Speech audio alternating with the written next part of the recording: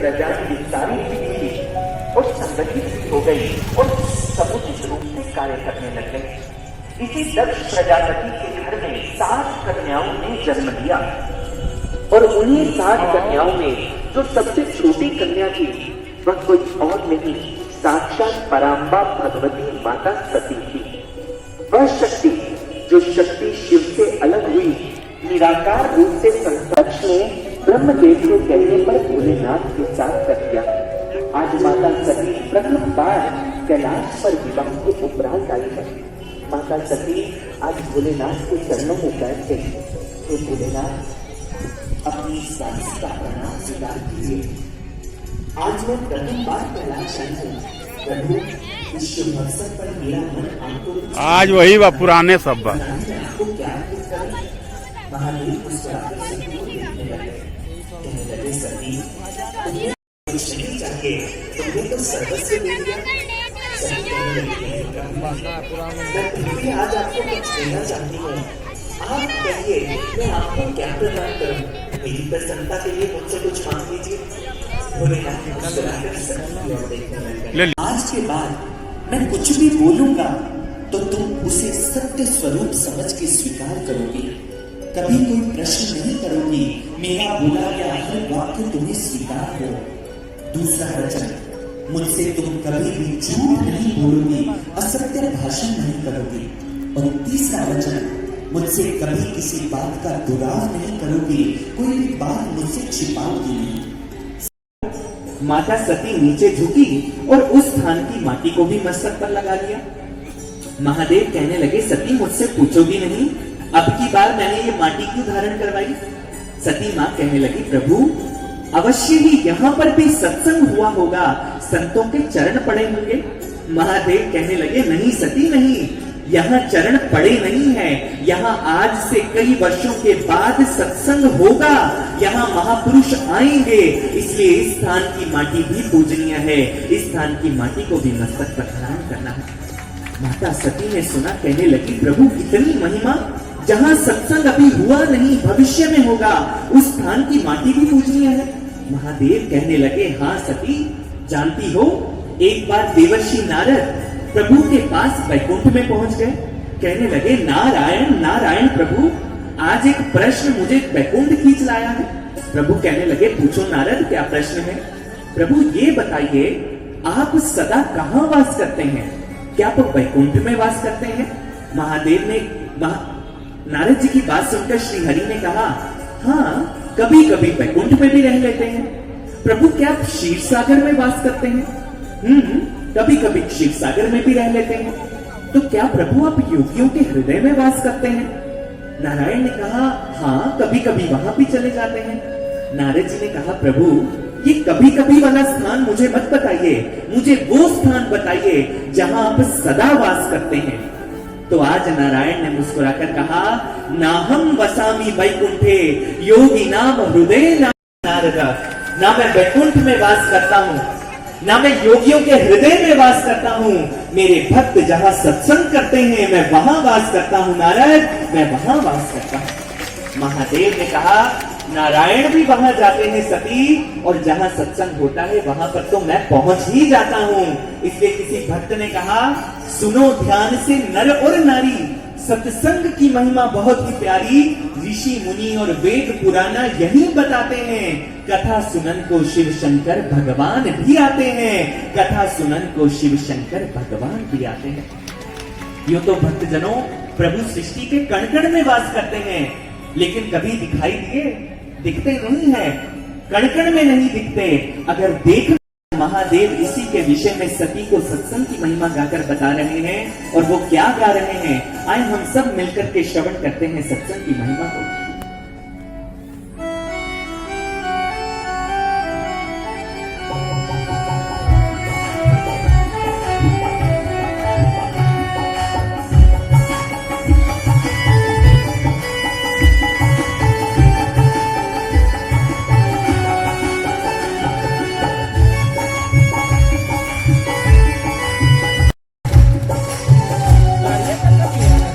वो कौन है कैसे है जगत को खबर नहीं, सभी के अंग संग संग है आते नजर नहीं।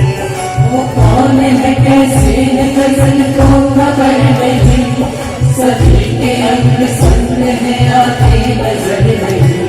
वो कौन है कैसे है जगत को खबर नहीं, सभी के अंग संग है आते नजर नहीं।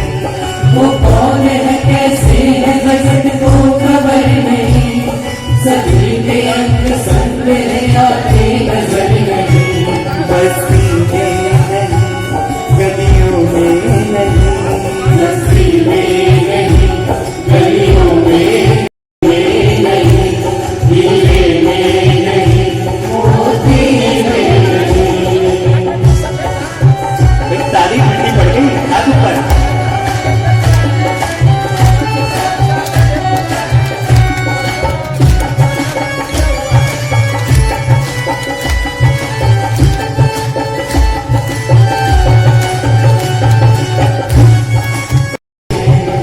संकट मारों के संकट वो हरते हैं, दामन खुशियों से भक्तों के भरते हैं।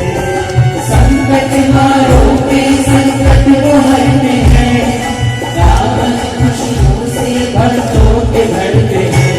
सूरज में नहीं, चंद्रा में नहीं, सूरज में नहीं, चंद्रमा में नहीं, यमुना में नहीं, गंगा में नहीं, यमुना में नहीं, गंगा में नहीं।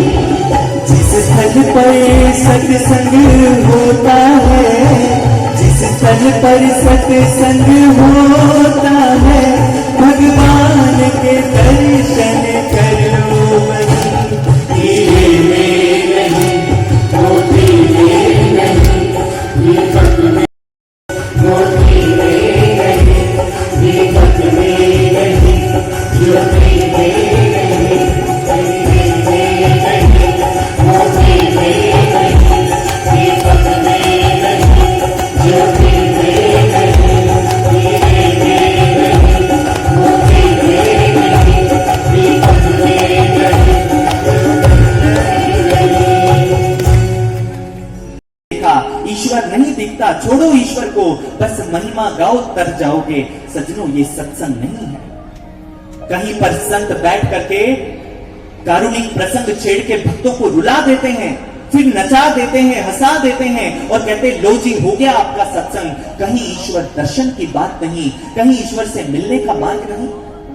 यही तो कारण है आज जीवन में परिवर्तन नहीं आ रहा लोगों के। आज हमें ये कहने वाले संत तो बहुत हैं, मन को विषयों से हटा दो, ये संसार माया है, इस संसार से मन को हटाओ। लेकिन ये कोई नहीं बताता कि संसार से मन हटाएं कैसे। ये तो वही बात हो गई। कहते एक बार एक चींटी डॉक्टर के पास चली गई। डॉक्टर के पास जाकर कहने लगी डॉक्टर साहब मैं बड़ी परेशान हूं, मैं क्या करूं। डॉक्टर ने कहा बोल चींटी रानी तेरी क्या समस्या है। चींटी ने कहा देखिए ना डॉक्टर साहब मैं कितनी छोटी सी हूं, कभी कोई मेरे ऊपर पैर रख देता है, कभी कोई पैर रख देता है, मुझे तो अपने अस्तित्व की लड़ाई लड़नी पड़ती है, मैं क्या करूं, मेरा जीवन तो डर में ही गुजर जाता है। अब डॉक्टर सोचने लग गया। बहुत देर सोचने के बाद कहने लगा चींटी रानी मुझे तेरी समस्या का हल मिल गया। चींटी ने कहा बताइए डॉक्टर साहब। डॉक्टर ने कहा चींटी तू ऐसा कर, तू मक्खी बन जा, जब तेरे दो पंख आ जाएंगे, जब भी तुम्हें लगे कोई पैर रखने लगा तू उड़ जाना फुर करके और तेरा जीवन बच जाएगा। चींटी ने कहा वाह डॉक्टर साहब कितना सुंदर सॉल्यूशन दिया है। चींटी घर को जाने लगी। आधे रास्ते से चींटी वापिस आई, कहने लगी डॉक्टर साहब आपने मुझे ये तो कह दिया कि मैं मक्खी बन जाऊं, लेकिन ये तो बताया नहीं कि मक्खी बनना कैसे है। तो डॉक्टर ने कहा चींटी मैंने तुझे तेरी समस्या का हल दे दिया, अब ये तू खुद ही ढूंढ कि तूने मक्खी कैसे बनना है। ये तो मुझे भी नहीं पता कि मक्खी कैसे बनना है। यही हालत संसार की है। बड़े बड़े मंचों से ये कहने वाले तो बहुत हैं, मन को माया से हटा दो, ये संसार विषयों की नगरी है, इस संसार से मन को हटाओ और भगवान में लगा दो, इतना तो कह देते हैं। लेकिन कभी कोई ये नहीं बताता कि मन तो स्वतः ही विषयों की ओर चला जाता है। कोई चाहता थोड़े ना है गलत कार्य करना, लेकिन मन विषयों की ओर आकृष्ट होता है। मन को माया से हटाएं कैसे, ये कोई नहीं बताता। और जिस सभा में इसकी कोई बात ना की जाए, वो कीर्तन हो सकता है, वो सत्संग नहीं हो सकता। सत्संग तो वो है जहां पर ये कहा जाए, आओ मैं तुम्हें भगवान का दर्शन करवाता हूं। जब एक बार भगवान को देख लिया तो मन अपने आप ही विषयों को छोड़ देगा। ये होती है सत्संग सभा भक्तजनों, ये होती है सत्संग सभा। और आपके सौभाग्य की क्या दात है, कितने सौभाग्यशाली हैं आप पर महादेव की अपार कृपा हुई। आप आज जिस सभा में बैठे हैं, इस सभा में केवल महादेव की चर्चा नहीं की जाएगी, यहाँ पर ज्ञान दीक्षा के द्वारा महादेव का घट में दर्शन भी करवाया जाएगा। ये है सत्संग, या आप सच्चे सत्संग में बैठे हैं भक्तजनों, धनबाद के वासी, ये सच्चा सत्संग होता है। वरना संसार के सत्संग कैसे हैं, दो लोग कथाएं तो करते हैं, लेकिन जीवन में परिवर्तन नहीं आता, जीवन में कोई चेंज नहीं है, मन विषयों में रमा पड़ा है। जानते आज के सत्संग की हालत कैसी है? कहते एक बार एक साधु महात्मा जी कथा कर रहे थे। अब कथा का समय था जी 2 से 6, जैसे यहां पर है 2 से 6 कथा का समय। अब एक माता थी, रोज आती, सबसे पहले आती कथा में और सबसे आगे बैठ जाती, और ठीक 5 बजे वो माता उठ करके घर को चली जाती। अब महात्मा जी जो कथा कर रहे थे, उन्हें बड़ा विचित्र लगता कि 1 घंटे में कथा का पूर्ण विराम होता है, माता आरती से पहले ही उठ करके चली जाती है। 1 दिन हुआ, 2 दिन हुआ, तीसरे दिन हुआ, चौथे दिन महात्मा जी अपने आप को रोक नहीं पाए। अब वो जैसे ही माता आकर के बैठी, उन्होंने माता को पकड़ लिया, कहने लगे माता जी इधर आइए। माता जी सामने आती, जी कहिए महात्मा जी। माता जी ये बताइए, आप समय पर आकर कथा सुनती हैं, लेकिन समय समाप्त होने से पहले उठकर चली जाती है, क्या बात है? अब माता जी कहने लगी, महात्मा जी मैं क्या बताऊं, मेरा एक नियम है, वो मैं नियम नहीं तोड़ सकती। कौन सा नियम है मां? तो माता कहने लगी, महात्मा जी दरअसल दिया बाती बड़ा जरूरी होता है, दिया बाती नहीं छोड़ सकती मैं, वो बड़ा जरूरी है। संतों ने कहा ठीक है, दिया बाती करना चाहिए, हम भी करते हैं, लेकिन कथा तो 7 दिवस ही होगी, उसके बाद आप नियम को पुनः से स्टार्ट कर लीजिएगा, लेकिन कुछ समय के बाद 1 घंटा देरी से दिया बाती कर लिया करें। माता कहने लगी, नहीं महात्मा जी, मैं ये नियम नहीं तोड़ सकती, दिया बाती बड़ा जरूरी है, मैं नहीं छोड़ सकती। अनाउंसमेंट करा दो। ठीक है माता, तो ऐसा नियम नहीं तोड़ सकते, घर में बच्चे अनाउंसमेंट कराओ, तो बच्चों को कह दीजिए करें कि वो 5 बजे दिया बाती। केवल शिव ही राम जी की जय जयकार नहीं करते, राम जी भी शिव जी की जय जयकार करते हैं। कौन किसका भक्त है, कौन किसका भगवान है, ये नहीं कहा जा सकता। यहां तक श्री राम जी ने जिस समय सेतु बंधन पे रामेश्वरम की स्थापना की, वहां पर वो एक चौपाई गाते हैं, बड़ा सुंदर कहते हैं, शिव द्रोही मम भक्त कहावा, सोनर सपने हूं मोहे न पावा, शंकर विमुख भगति चह मोरी, सो नार की मूड मति थोड़ी, शंकर प्रिय मम द्रोही, शिव द्रोही मम दास, ते नर करही कल्प भर घोर नरक में वास। वो कहते हैं कोई शिव जी से द्रोह करता हो और कहे मैं राम जी का भक्त हूं, ते नर सपने हूं मोहे न पावा, वो मुझे सपने में भी प्राप्त नहीं कर सकता। जो मेरा भक्त है और कहे मैं शिव जी से द्रोह करता हूं, या जो शिव जी का भक्त है वो कहे मैं राम जी से द्रोह करता हूं, ते नार की मूड मति थोड़ी, उसकी मूड मति थोड़ी है, और वो कल्प भर कर ही घोर नरक में वास, वो नरकों में जाता है जो ये भेद करता है। सज्जनों, हमारी ये भेद बुद्धि क्यों है?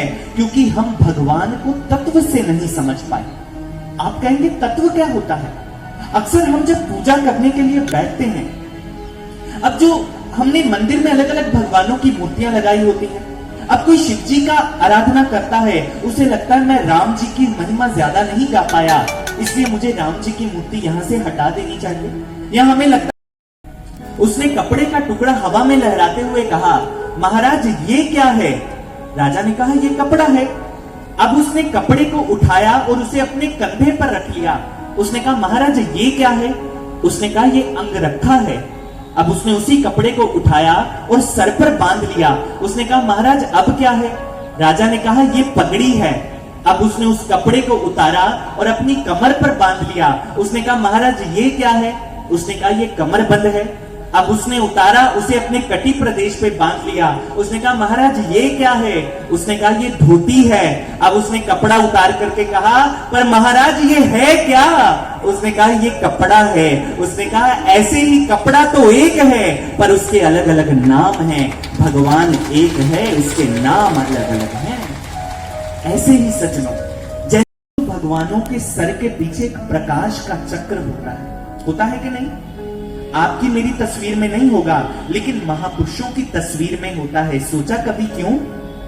ये बता रहा है भगवान अलग अलग हैं लेकिन हर भगवान का जो एक रूप है वो प्रकाश स्वरूप है। इसी कारण सिर के पीछे प्रकाश का चक्र बनाया जाता है, वो प्रकाश स्वरूप है। पहला प्रमाण। अब जरा गिनते जाइएगा। दूसरा प्रमाण, आप जब मंदिर जाते हैं भक्तजनों, आप लोग मंदिर में जाकर के ज्योति जलाते हैं भगवान के सामने। क्यों जलाते हैं? सोचा कभी? प्रकाश करने के लिए? ठीक है, प्रकाश करना अगर मकसद है तो कोई बल्ब जगा दीजिए। प्राचीन समय में बिजली नहीं थी तो लोगों ने दिए जलाए, समझ में आती है बात। लेकिन आज तो बिजली का आविष्कार हो गया, बड़े बड़े बल्ब बन गए हैं। जब नवरात्रे आते हैं आप ये नहीं कहते माता रानी इस बार हम नवरात्रों में 100 वाट का अखंड बल्ब जगाएंगे। हम क्या कहते हैं? अखंड दीपक जलाएंगे माता रानी। सोचा कभी आपने ज्योति ही क्यों जलाई? ये क्या दर्शा रहा है? ईश्वर ज्योति स्वरूप है, ईश्वर प्रकाश स्वरूप है। दूसरा प्रमाण। तीसरा प्रमाण, आप लोगों के घर के अंदर मंदिर बने जी, उसमें 5-6 भगवानों की मूर्तियां होंगी हैं? ज्योति कितनी जलाते हो आप? एक। कितनी जलाते? एक। 5 क्यों नहीं जलाई? 5 जलानी चाहिए, लेकिन आपने एक ज्योति जलाई। ये क्या दर्शा रहा है? 5 भगवानों के रूप अलग अलग हैं लेकिन जो सबका एक रूप है वो ज्योति स्वरूप है, वो प्रकाश स्वरूप है। ये भी भगवान का रूप है। चौथा प्रमाण, आप मंदिर में उस समय जाइए जब आरती हो रही हो। पंडित जी जब आरती कर रहे हैं, हाथ में जोत पकड़ी है और जैसे ही वह विष्णु जी की मूर्ति के सामने जाते हैं, आरती शुरू हो जाती है। ओम जय शिव, ओम जय जगदीश हरे। जैसे शिवलिंग के सामने जाते हैं, जय शिव ओमकारा, स्वामी जय शिव ओमकारा। माता रानी की मूर्ति के सामने जाते हैं, जय अम्बे गौरी, मां जय श्यामा गौरी। जैसे जैसे मूर्ति बदलती है, आरती बदल गई, आरती के बोल बदल गए, लेकिन एक चीज है जो नहीं बदलती। क्या नहीं बदलता? क्या नहीं बदलता? ज्योति नहीं बदलती। पंडित जी वही ज्योत सारी मूर्तियों के सामने घुमा देते हैं। ये क्या बता रहा है? रूप अलग अलग हैं लेकिन सबका एक रूप ज्योति स्वरूप है, प्रकाश स्वरूप है। यही चीज मंदिर की ज्योति है। उठाइए और उस कृष्ण ने कहा ज्योति शामपि तज्ज्योति तमसा परमुच्यते ज्ञानम ज्ञेयम ज्ञान गम्यम हृदय सर्वस्य विष्टितम।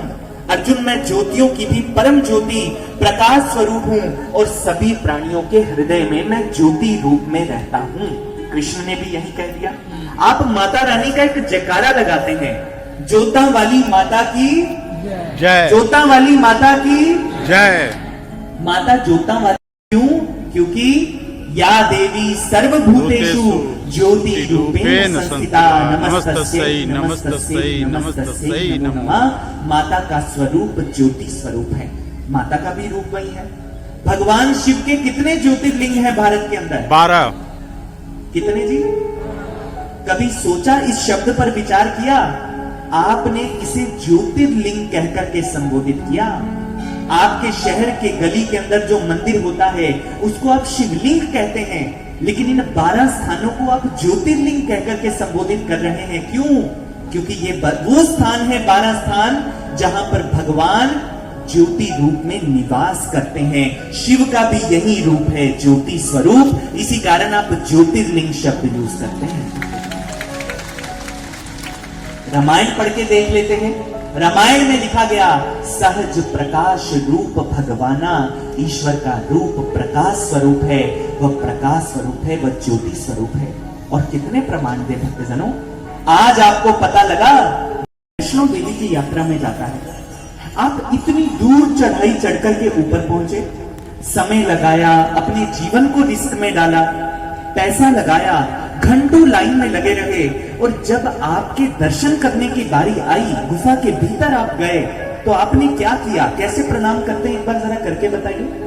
दोनों हाथ जोड़ते हैं, आंखों को बंद करते हैं और शीश को झुका देते हैं। सोचिए, आप गुरु ज्ञान देता है, जब सद्गुरु जीवन में आकर हमें ज्ञान दीक्षा देते हैं, उस समय वो हमारे घट में इसी ज्योति को प्रकट कर देते हैं। और जब हम वो ज्योति देखते हैं ना, तो सज्जनों हमारे भेद मिट जाते हैं।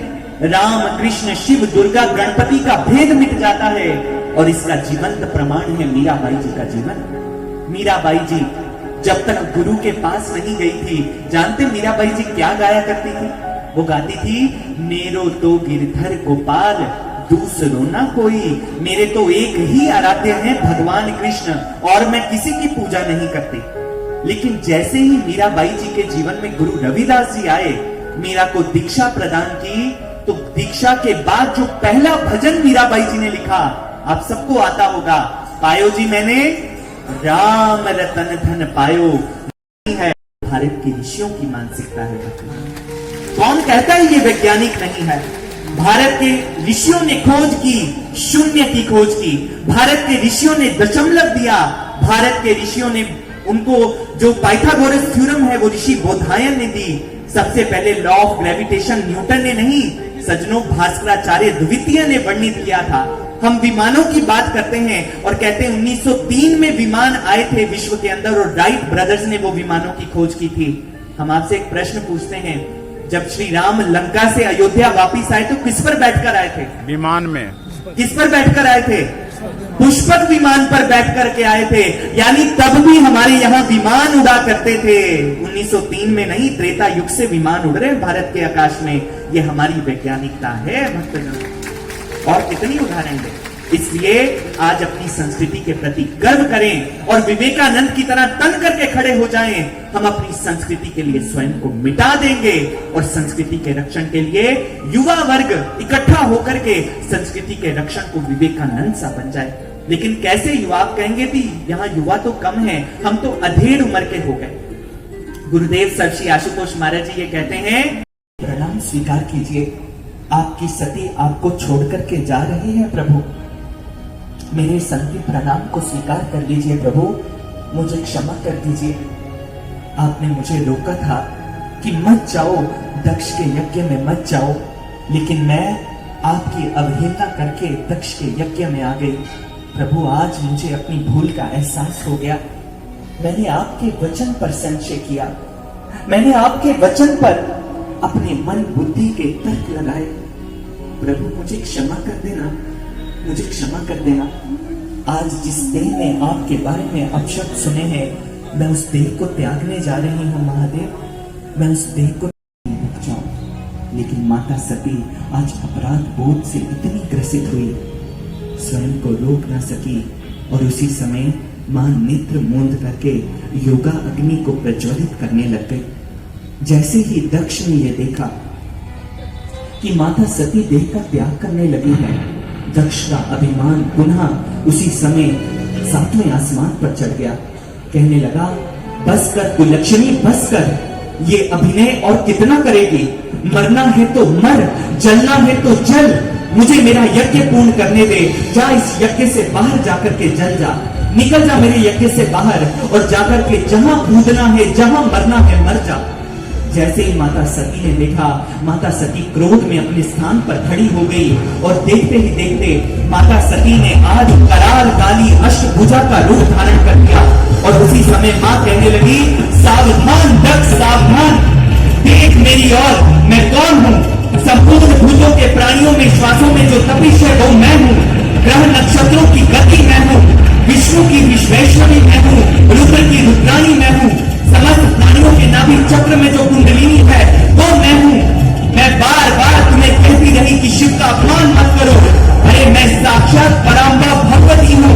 मैं चाहूँ इसी क्षण तेरा वध कर सकती हूँ, लेकिन तू इस देश का पिता है पिता, इसलिए मैं कर्मों के बंधन में नहीं बनना चाहती। लेकिन मेरे जाने के बाद शिव तुम्हें तेरे अपराध का दंड जरूर देंगे। मैं इसी क्षण तुम्हारे द्वारा दी गई देह का त्याग करती हूँ, त्याग। और उसी क्षण मां ने योगाग्नि का आवाहन किया और धीरे करके मां की देह चलने लगे।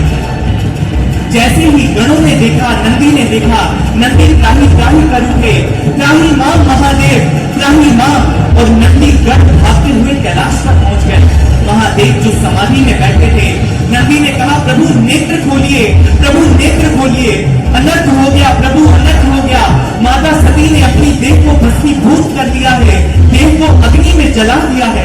महादेव ने सुना, महादेव ने अपने नेत्र उद्घाटित कर दिए। उसी क्षण महादेव ने आज तांडव प्रारंभ कर दिया। महादेव क्रोध में आ गए, कहने लगे, हा सती, अगर मेरी सती नहीं रही तो ये सृष्टि नहीं रहेगी। और उसी क्षण महादेव पूरी सृष्टि का विनाश करने लग गए। तांडव करते करते महादेव ने अपनी एक जटा को उठाया और उसे भूमि पर पटक दिया। उसमें से वीरभद्र प्रकट हुआ। वीरभद्र ने कहा, आज्ञा करें महादेव, आज्ञा, जाओ वीरभद्र जाओ। उस दक्ष ने, जिसने मेरी सती को मुझसे छीना है, उस दक्ष का शीश धड़ से अलग कर दो।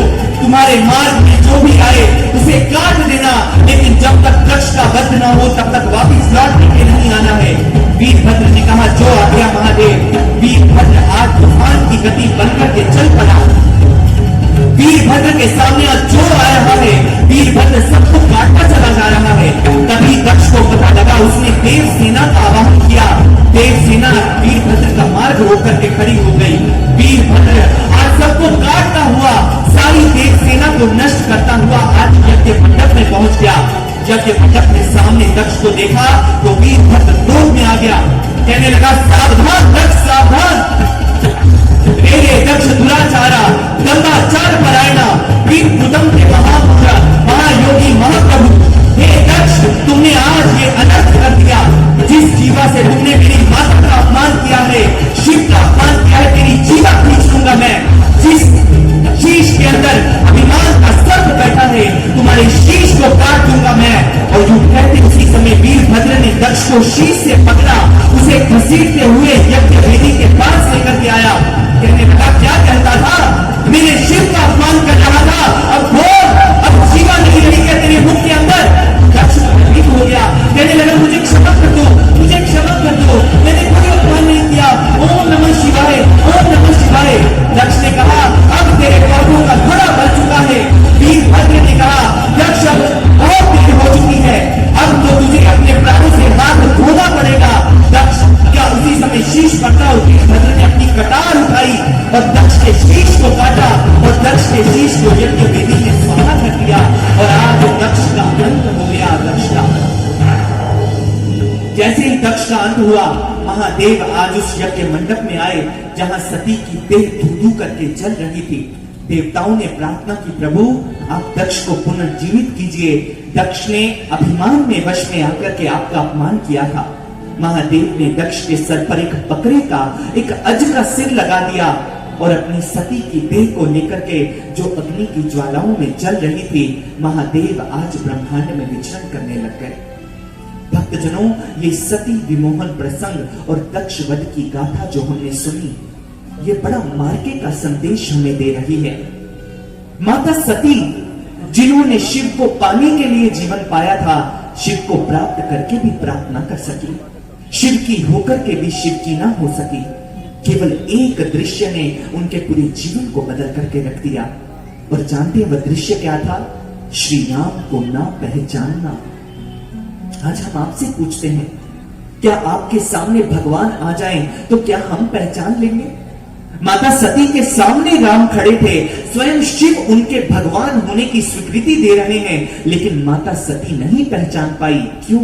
क्योंकि इन दृष्टि से देख रहे हैं। आज आप मान लीजिए इस पंडाल से बाहर जाएं, तभी एक व्यक्ति आपके सामने आए जो आप अच्छा पढ़ा लिखा लगता हो, अच्छे वस्त्र पहने हो, वो आपको कहे कि मैं शिव हूं, तुम्हें दर्शन देने के लिए आया हूं, क्या आप उसके चरणों में गिर जाएंगे? गिर जाएंगे? नहीं। लेकिन अब प्रश्न है, क्या शिव ऐसे नहीं आ सकते दर्शन देने के लिए? आ सकते हैं। हम कैसे पहचानेंगे? क्या हमारे पास कोई विधि ऐसी है जिससे शिव को पहचान पाए? जानते हम क्यों नहीं पहचान सकते? क्योंकि हम शिव को मान रहे हैं। कौन कौन भक्त हैं जो शिव को मानते हैं? इस पंडाल में जो बैठे हैं सब मानते हैं। हाथ नीचे कर लीजिए। अब हम आपसे पूछते हैं, क्या आप शिव को जानते भी हैं? आप कहेंगे जानते। जानना क्या होता है? जानना होता है उसे देख लेना। जिसको देख लिया जाता है उसे जान लिया जाता है। हम शिव को मान रहे हैं, हमने कभी शिव को जानने का प्रयास नहीं किया।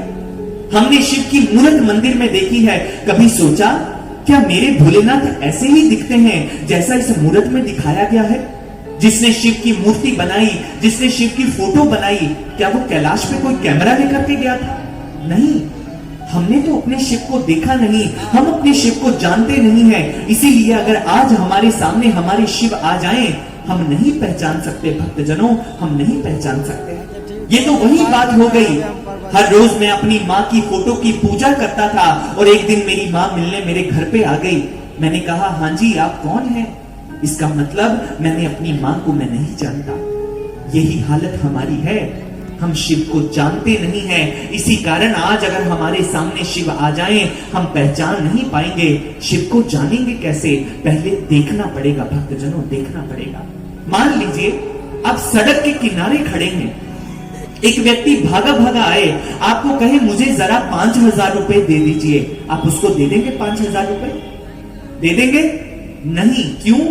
क्योंकि आप उसे जानते नहीं हैं। सोचिए, जिसे जानते नहीं हैं उसे 5,000 क्या 500 का नोट भी नहीं दे सकते। भगवान को तो मान रहे हैं, कभी सोचा नहीं कि वह जानेंगे कैसे? उसको बिना माने ही जाने ही उसकी भक्ति कर रहे हैं। जानने के लिए उसे देखना पड़ेगा। आप कहेंगे शिव को देखना? शिव को तो किसी ने नहीं देखा। कहां लिखा है शिव दिखते हैं? सज्जनों, आज आपकी इस धारणा को भी तोड़ देते हैं। कहां लिखा है कि शिव नहीं दिखते? हर ग्रंथ में यह बात लिखी है, ईश्वर को देखा जाता है, ईश्वर को देखा जाता है। आपको प्रमाण चाहिए? कबीर जी से किसी ने पूछा, कबीर जी क्या भगवान दिखता है? कबीर जी ने कहा सुनी की बात नहीं, ये देखा देखी की बात। दुल्हा दुल्हन मिल गए तो फीकी भई बारात। ईश्वर कहने सुनने का विषय ही नहीं है, ईश्वर तो देखने का विषय है। जैसे एक बारात जा रही हो लेकिन वहां पर घोड़ी पे दुल्हा ही ना बैठा हो, क्या आप उसे बारात कहेंगे? नहीं, आप कहेंगे भीड़ जा रही है। उस भीड़ की कोई कीमत नहीं है, भीड़ की कीमत तब है जब घोड़ी पर दुल्हा बैठा हो। कबीर जी ने कहा, ऐसे ही ईश्वर की बातें भीड़ हैं, अगर उसमें ईश्वर दर्शन रूपी दुल्हा नहीं है, अगर आपने ईश्वर का दर्शन नहीं किया, केवल बातें कर रहे हैं, उसका कोई लाभ नहीं है, उसकी कोई कीमत नहीं है। कबीर जी ने तो आगे की बात कर दी। उन्होंने कहा, पार ब्रह्म के तेज का कहो कैसो अनुमान, कहिबे को शोभा नहीं, देखा ही प्रमाण, देखा ही प्रमाण। ईश्वर कहने सुनने का विषय नहीं है, ईश्वर देखने का विषय है, उसे देखा जाता है। आप अपने घट में देख सकते हैं, ये कबीर जी ने कहा। आगे बढ़ते हैं, वेदों के अंदर चलिए। वेदों के ऋषियों से किसी ने पूछा, क्या भगवान को देखा जा सकता है? तो वेदों के ऋषियों ने कहा, वेदा हमेतम पुरखम महांतम आदित्य वर्णन तमसः परस्तात् तमे विदित्वाति मृत्यु मेति नान्यः पंथा विद्यते नाय। उन्होंने कहा, मैं उस परम पुरुष ईश्वर को जानता हूं जिनका स्वरूप प्रकाश के जैसा है, मैंने उसे देखा है। ईश्वर को देखा जा सकता है। नहीं यकीन आया? खोलिए उपनिषद। कठोपनिषद के अंदर प्रथम अध्याय की तृतीय वल्ली का 12वां श्लोक पढ़िए। उसमें लिखा गया है, पश्यत्सु एष सर्वेषु भूतेषु गुणात्मा न प्रकाश्यते दृश्यते त्वग्रया बुद्ध्या सूक्ष्म सूक्ष्मदर्शिभी। वो ईश्वर जो सभी प्राणियों के भीतर आत्मा के रूप में रहता है, उसे सूक्ष्म दृष्टि के द्वारा देखा जा सकता है। दृश्यते, वह दिखता है। नहीं यकीन आता? मुंडकोपनिषद पढ़िए। तृतीय मुंडक के प्रथम खंड का 7वां मंत्र है ये, जिसमें लिखा गया, पश्यत्सु इह एव निहितां गुहायाम। हमारे हृदय रूपी गुफा में जो ईश्वर बैठा है, उसे गुरु की कृपा से देखा जा सकता है, वो ईश्वर दिखता है। शिव पुराण में लिखा गया, पुरुषम शाश्वतम सूक्ष्मम द्रष्टव्यम ध्यान चक्षुषा। वह ईश्वर जो सूक्ष्म है, शाश्वत है, उसे ज्ञान चक्षु के द्वारा देखा जा सकता है। स्वामी विवेकानंद जी से किसी ने पूछा, भगवान को देखा जा सकता है? तो उन्होंने सीधी और खरी शैली में बड़ी बात कर दी। उन्होंने कहा, but right has a man to say he has a soul if he doesn't feel it, not that there is a god if he doesn't see him. If there is god we must see him, if there is soul we must perceive it, otherwise it is better to be an atheist than hypocrite. वो कहते हैं, अगर भगवान है वो देखो उसे। अगर आपने देखा नहीं और आप भगवान की बातें कर रहे हैं, इससे अच्छा आप नास्तिक बन जाएं, पाखंडी मत बने। अगर आपने भगवान को नहीं देखा, ईश्वर दिखता है, ईश्वर को देखा जा सकता है। विवेकानंद जी ने भी यही कहा। नामदेव जी से किसी ने पूछा, क्या भगवान को देखा जा सकता है? नामदेव जी ने कहा, जब देखा तब गावा, तो जन धीरज पावा। मैंने जब देखा मैं तभी गा रहा हूं, ईश्वर को देखा जा सकता है। संत सहजो बाई जी से किसी ने पूछा, क्या भगवान को देखा जा सकता है? तो सहजो बाई जी ने कहा, हरि ने मोसो आप छिपायो, गुरु दीपक लेता ही दिखायो। हरि ने तो मुझसे स्वयं को छिपा लिया था, लेकिन गुरु ने ज्ञान का दीपक लेकर के मुझे दिखा दिया। सजनों, ईश्वर देखा जाता है, आप भी उसे देख सकते हैं। हर ग्रंथ ने यह उद्घोष किया है, हर ग्रंथ ने उद्घोष किया है। आप कहेंगे हम कैसे माने कि ईश्वर दिखता है? आप मत मानिए। अगर आप देखना चाहते हैं, आप कहेंगे प्राचीन समय में लोग देखते होंगे, अब तो कलयुग है, किसने देखा? तो आपको बता दें, हमने देखा है भगवान को। हमने शिव के दर्शन किए हैं। परम पूजनीय गुरुदेव सर्वश्री आशुतोष महाराज जी की कृपा से आज विश्व के हजारों लोगों ने किए हैं, आप भी कर सकते हैं। खुद देखिए, खुद मानिए, फिर जान लीजिए, पहले स्वयं देख लीजिए। किसी ने बड़ा सुंदर कहा, यह प्रश्न है, क्या ईश्वर दिखता है कि नहीं दिखता? तो किसी ने कहा, इस प्रश्न चिन्ह के बारे में, इसे देखोगे तो समझ जाओगे, पढ़े लिखे हो पहचान जाओगे। ये घटनाओं के बाद आता है, अपनी छाप छोड़ जाता है। जवाब से पहले पूछते हैं, अभी कुछ घटने वाला है, यही चिन्ह लगने वाला है। विवाद बहुत मोटा है, प्रश्न बहुत छोटा है। क्या ईश्वर दिखाई देता है? हाँ, ईश्वर दिखाई देता है। सभी ग्रंथों में प्रमाण है, ब्रह्म ज्ञान ही लक्ष्य बाण है। ब्रह्म ज्ञान लक्ष्य को भेदता है, तब ईश्वर दिखाई देता है, तब ईश्वर दिखाई देता है। आप देख सकते हैं। जाइए, हमारी बात पर यकीन नहीं है, जब आप इस पंडाल से पीछे जाएंगे, वहां एक काउंटर लगा है जिस पर लिखा है ज्ञान दीक्षा काउंटर। उस काउंटर पर जाइए, आप नाम लिखवाइए। आप उस ज्ञान को जब प्राप्त करेंगे, उसी क्षण आपके मस्तक पर हाथ रख करके भगवान को दिखाया जाएगा। ये उसके होने का प्रमाण है। आप देख लीजिए, जो भी इच्छुक है अपना नाम लिखवाए। इसलिए इस कथा के अंतिम समय में हम एक आवाहन गीत आपके लिए लेकर आए हैं। किसी ने बड़ा सुंदर कहा, पढ़े लिखे को फारसी क्या, हथ कंगन को आरसी क्या। जब आप स्वयं देख लोगे तो किसी की बात पर यकीन आपको अपने आप हो जाएगा। प्रत्यक्षम किम प्रमाणम, प्रत्यक्ष को प्रमाण की आवश्यकता नहीं है। इसलिए आप स्वयं देख लीजिए। जो हमारे राम ने कहा, जो हमारे शिव ने कहा, उन्होंने कहा मैं दिखता हूं, गुरु की कृपा से तुम मुझे देख सकते हो। आगे बढ़िए भक्तजनों, शिव को तो बहुत मान लिया, अब अपने शिव की भी मान लीजिए। वो जो कह रहे हैं उनकी बात भी मान लीजिए। वो कह रहे हैं, जाओ गुरु के पास, मेरे स्वरूप का दर्शन कर लो। आगे बढ़िए और आए अंतिम समय में समाहन गीत को श्रवण करते हैं, जो यही कहता है, ईश्वर देखा जाता है, ईश्वर देखा जाता है, ईश्वर देखा जाता है।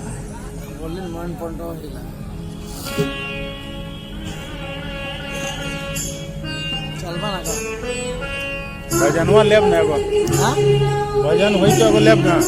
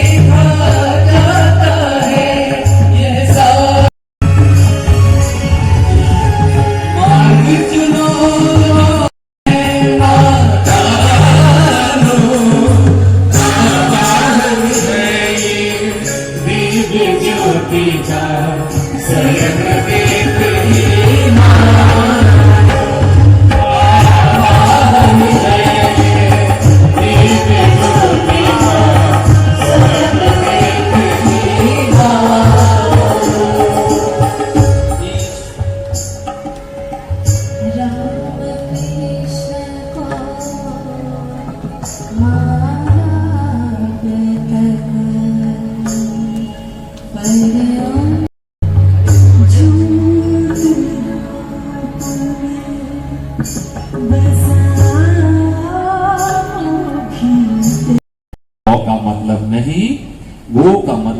ज्ञानेन्द्रियां, चर का मतलब पहुंचना।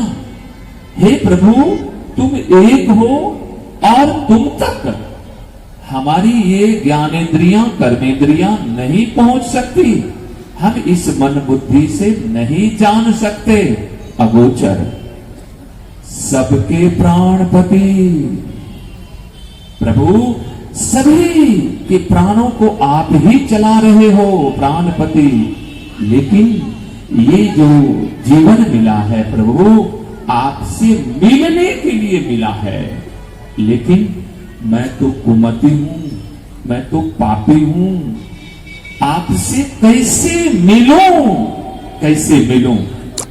ये हम बोलते तो हैं, लेकिन इस बात की हमारे अंदर तड़प नहीं होती है, प्यास नहीं होती है कि हम स्वामी विवेकानंद की बातों को आपने सुना। स्वामी विवेकानंद जब किसी भी साधु संत साध्वी जन आचार्य के पास जाते थे तो उनकी के पश्चात स्वामी विवेकानंद यही बात पूछते थे कि महात्मन, आचार्य जी, आपने जो बातें कही बड़ी अच्छी लगी, बहुत अच्छा लगा, लेकिन क्या जिस ईश्वर की बातें कथा सुना रहे थे, क्या हमें आप उसे दिखा भी सकते हैं? उसका दर्शन